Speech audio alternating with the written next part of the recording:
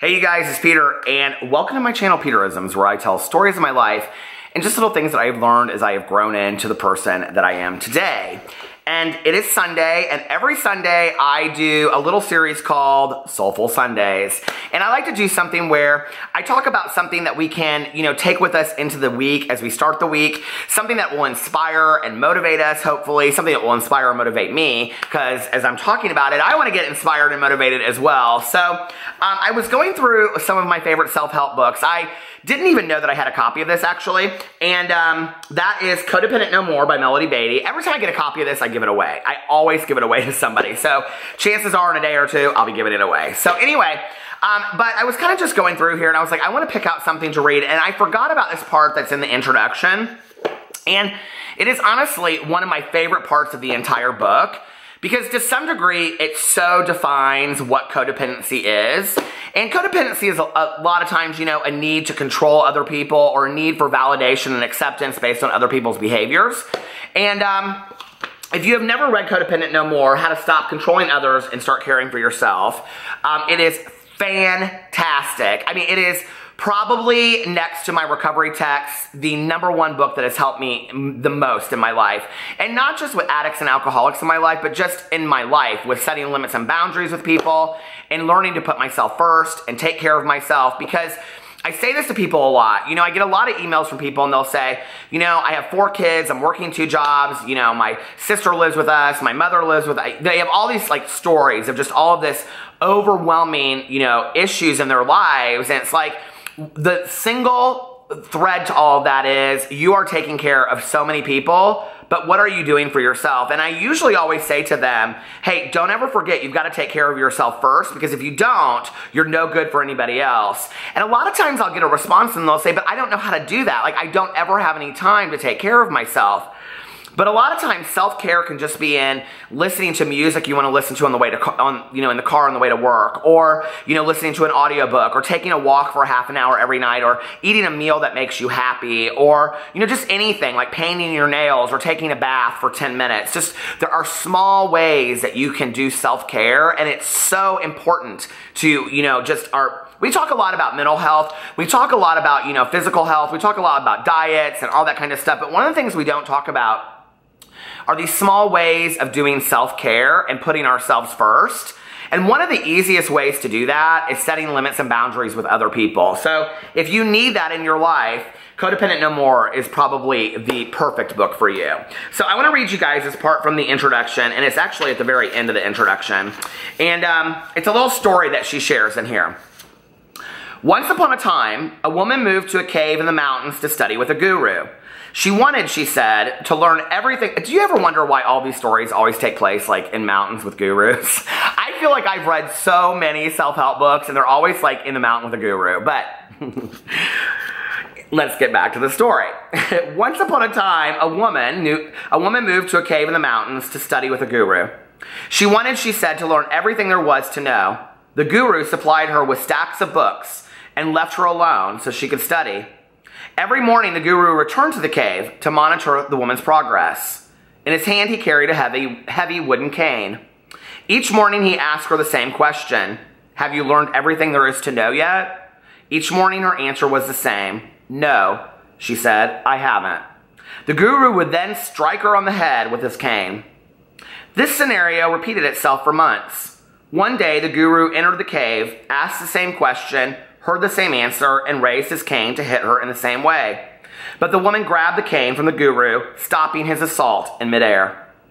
Relieved to end the daily batterings, but fearing reprisal, the woman looked up at the guru. To her surprise, the guru smiled. Congratulations, he said. You have graduated. You now know everything you need to know. How's that? The woman asked. You have learned that you will never learn everything there is to know, he replied, and you have learned how to stop the pain. That's what this book is about, stopping the pain and gaining control of your life. Many people have learned to do it. You can too.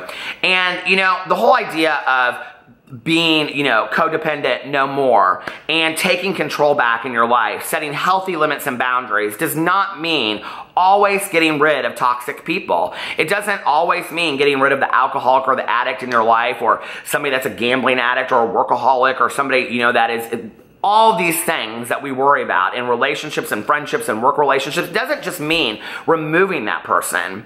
What it means is learning to take care of yourself first.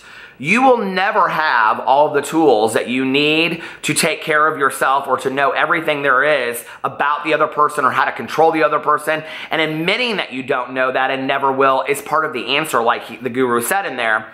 One of the things that's always interesting to me is whenever I recommend Al-Anon to somebody, which is a 12-step program for friends and family members of alcoholics and addicts, they always say to me, like, I think I really need Al-Anon because I need some tricks to learn how to get them to stop drinking.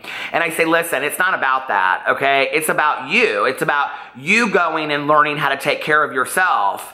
Well, why do I need to do that? I'm fine. I'm not the problem. But a lot of times we are part of the problem, you know? A lot of times we're contributing to the problem and we don't even realize it. One of the things I love about Al-Anon is the 3 C's, which tell us that I didn't cause it, I can't control it, and I can't cure it. And you know, for me, what's so powerful about that is it takes away my need to control something that I don't have any power over to begin with, right? But that doesn't mean that I can't set healthy limits and boundaries around people that are toxic in my life or people that are sick, because addicts and alcoholics in our lives are sick people. They're not bad people trying to get good, they're sick people trying to get well, and we have to remember that, you know? But I don't have to tolerate the pain. I don't have to get hit over the head on a daily basis with somebody else's bullshit. And I have been in those relationships before, whether they're friendships or romantic relationships or even working relationships, you know? I don't have to put myself through that anymore. I don't have to put myself through the pain of being hurt on a daily basis. There is this kind of a story that they tell in recovery, and I love it. And it's called I think it's called the story in 5 paragraphs or something like that. And it goes something like this. A man walks down the street, he falls in a hole. Chapter 2, a man walks down the street, he sees a hole, he falls into it. Chapter 3, a man walks down the street, he sees a hole, he looks at it, he falls into it. Chapter 4, a man walks down the street, he sees a hole, he looks at it, he steps over it and walks around it. Chapter 5, the man walks down a different street. It goes something like that. And I think what's important about that is, at what point are we ever going to stop looking at the hole? When are we going to stop looking at the problem that's right in front of our face and say, enough is enough, I'm doing something about this? And I can't change the other person. I can't change the hole in the street. The hole will always be on that street, but I can walk down a different street. I can take a different street. I can do something different.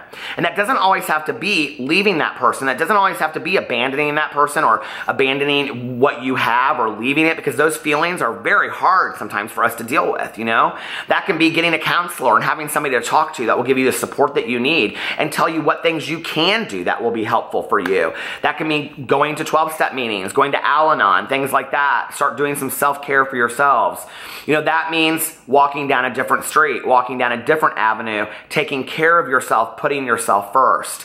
And you know, in the last 6 months to a year, it's been a lesson that I really have had to learn, because I am somebody that by nature always does things for other people. And in fact, I was doing a vlog the other day with my friend Tanya, and we were talking about there are givers in life and there are takers. And givers typically just stay as givers, and takers usually just stay as takers. And my friend Tanya is very much a giver. And, you know, I think sometimes she gets very overwhelmed because she just can't give enough and people always want more. And I said, what do you think that I am? And she said, you know, I think it's interesting because I think you're a little bit of both. And she goes, I think it's really healthy. If you watch the vlog, that's like exactly what she says. And she said, you know, I think you've gotten to this point in your life when you allow yourself to give appropriately, but you allow yourself to take appropriately too.